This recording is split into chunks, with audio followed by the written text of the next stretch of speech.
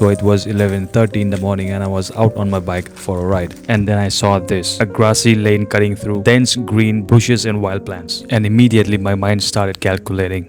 The sun is on the left, this means the shadow will fall on the right, and this applies to every blade of grass. This frame consists of 4 big shapes, one in the back which I'm most interested in. We don't take smaller shapes, we consider as a whole. Again on the left we have this giant shape which is basically just a big bush, and finally we have the grassy path which leads to a tall tree. Here is a picture of what we are going to paint today.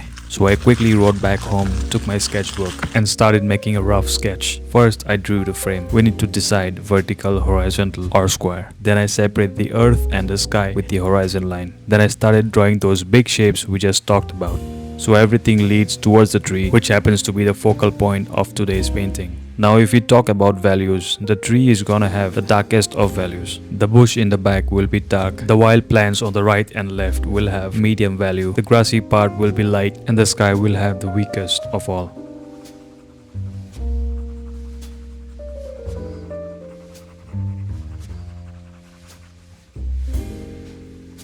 So I did a pencil sketch before even I touch watercolor. Now my plan is to paint a small watercolor sketch before I go and paint a masterpiece on a bigger scale.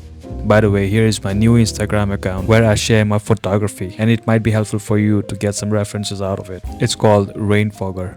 Alright folks, now when we know what we are up to, grab a cup of coffee, sit back, relax and enjoy the process.